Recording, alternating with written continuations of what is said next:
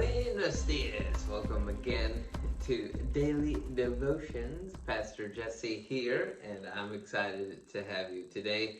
We're going to be in chapter 3 of the book of Colossians. Hopefully, you've been able to see the introduction and you've been able to tune in for the last couple days so that you are up to speed. If you haven't read it, you really should. It won't take you very long.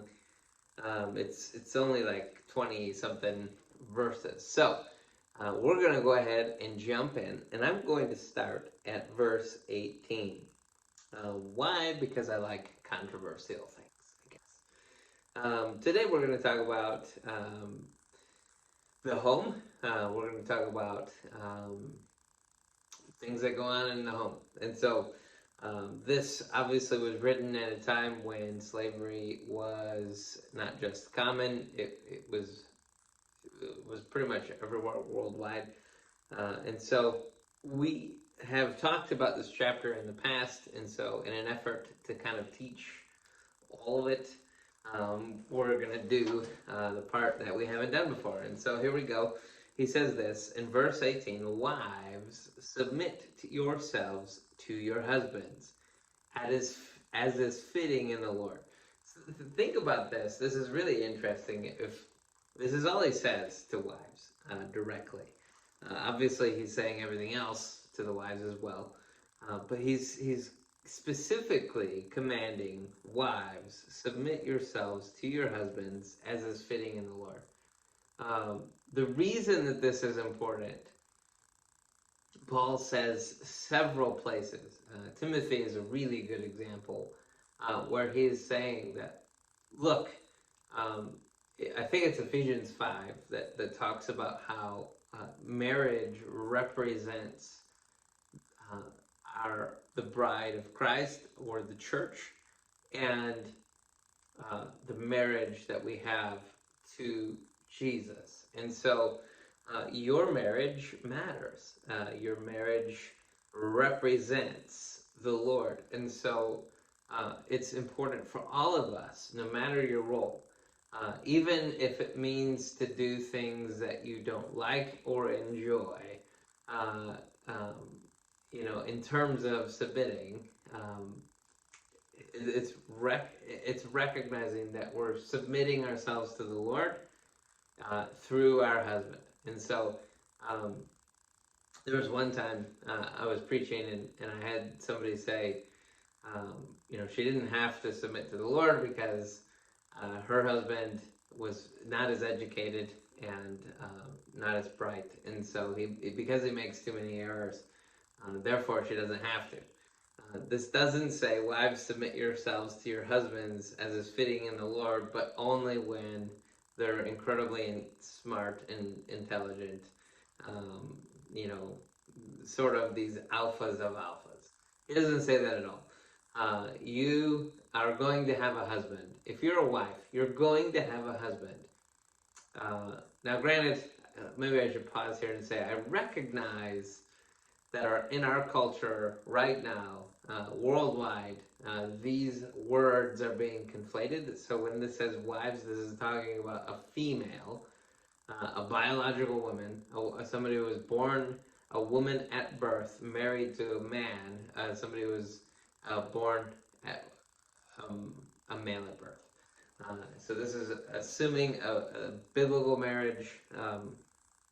So wives, submit yourselves to your husbands as is fitting to the Lord, because it represents your relationship and the bride of Christ to Jesus. And it's meant to be beautiful. We recognize it's going to be hard in the same way for those of us, if you read the rest of the chapter, putting away sexual immorality, impurity, lust, evil desire, greed, idolatry, learning to be obedient, giving away anger and wrath and malice and slander and filthy language. Like, all of these things are difficult. And so is submitting to your husband, and so is submitting to Christ. But it's good. You'll be blessed. And we know from Genesis, the book of Genesis, that it's actually in nature It's naturally built into us to want to rule over our husbands.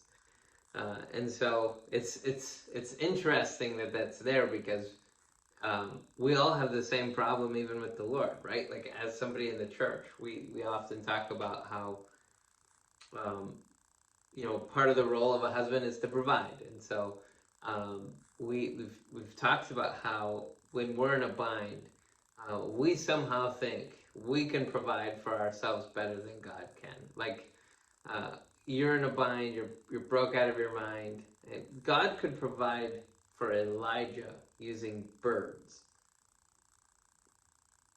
I've never seen a bird bring a person food, but the Bible says it happened for Elijah. If God can make birds bring him food, like, surely he can think of something creative to provide for you. Uh, and yet, it's so easy for us as the church to try to usurp, is that the right word?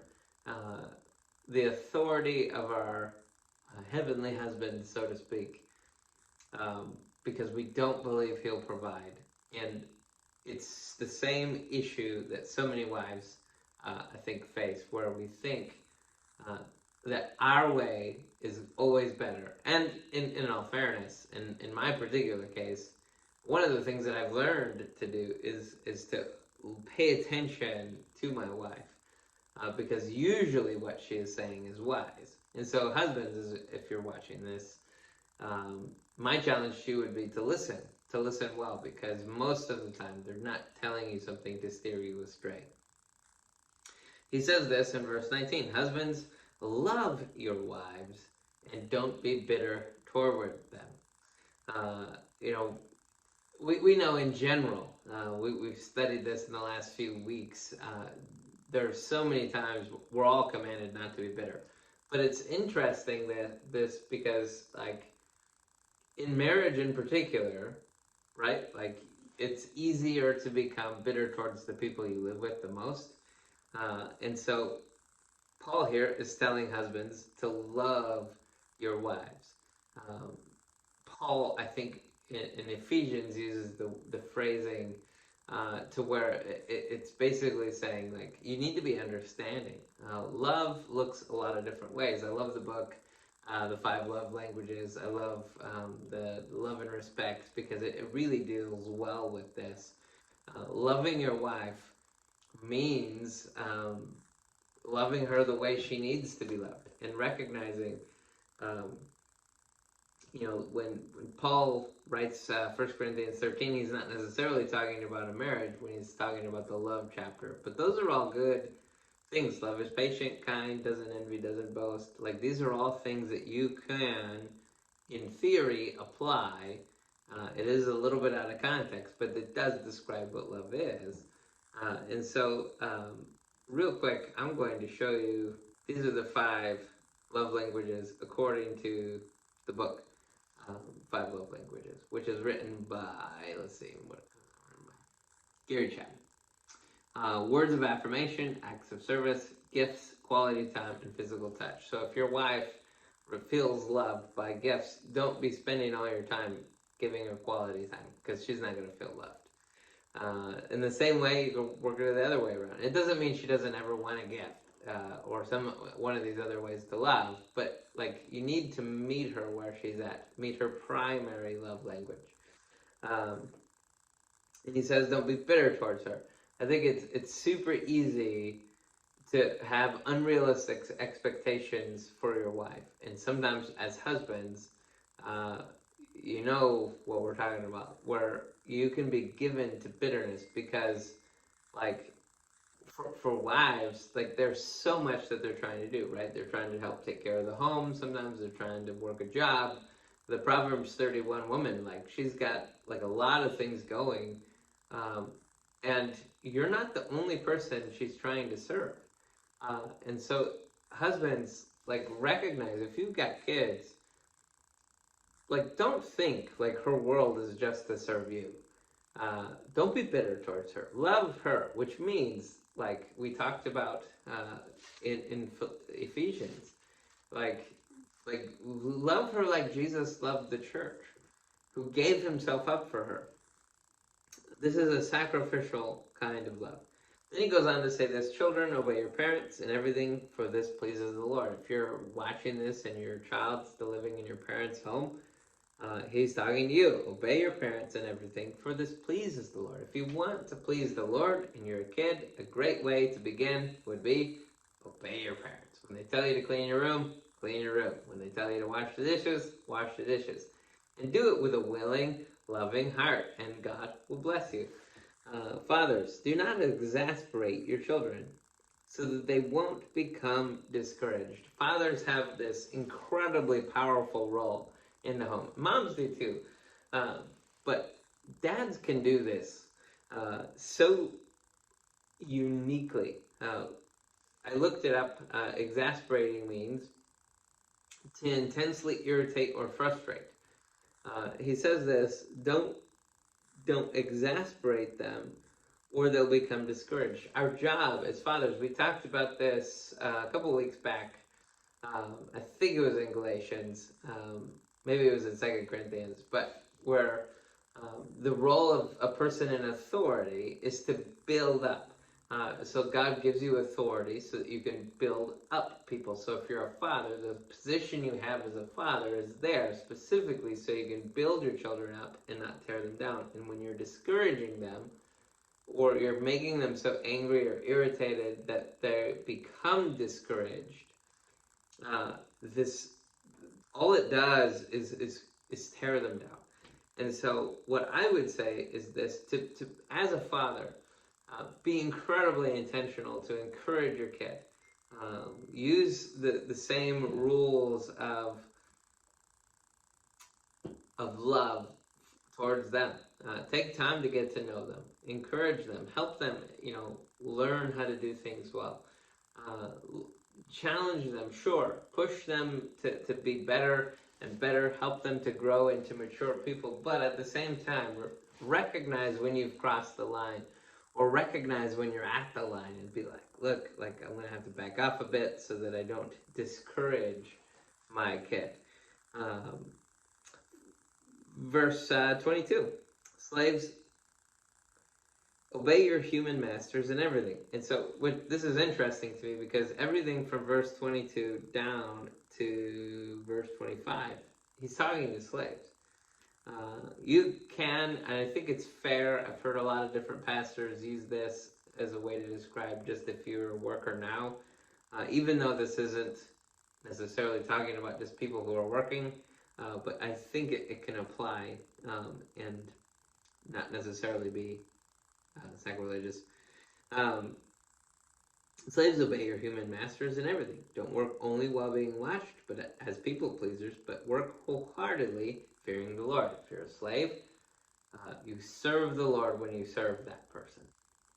Whatever you do, do it from the heart, as something done for the Lord and not for people.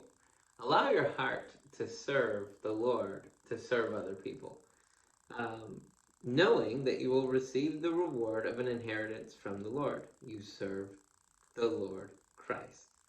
If you're a slave, I don't know anybody that would be a slave right now, but there you go. For the wrongdoer will be paid back for whatever wrong he has done, and there is no favoritism. It's interesting that he's telling the slave this, because most people nowadays assume only the person that owns the slave can do the wrong because it's the most evil possible thing you can do in the world to own a slave. But that's not really the Bible's approach towards slavery, although the argument could be made, and I think it would be fair to a certain degree. But the institution itself isn't necessarily, it's there for an example. He says this: Masters, deal with your slaves justly and fairly, since you know that you too have a master in heaven. It's important for all of us to recognize we have a master in heaven, and that we need to deal with the people under us justly and fairly, because we know the way that we deal with other people is the way we should expect to be dealt with. There is a reward coming from the Lord. and he's not going to show any favoritism. And it's important for all of us to recognize the way we treat others matters. Thank you so much for joining us today. I hope this was a blessing to you. We love having you guys, and we hopefully will see you again tomorrow. If you haven't done so already, please subscribe to the channel and click the little bell, and you'll be notified whenever our videos are available, which is every single day. Also, if you love this channel, we encourage you to partner with us by clicking the link in the description below. Thank you so much for joining us today. Peace out, Girl Scout.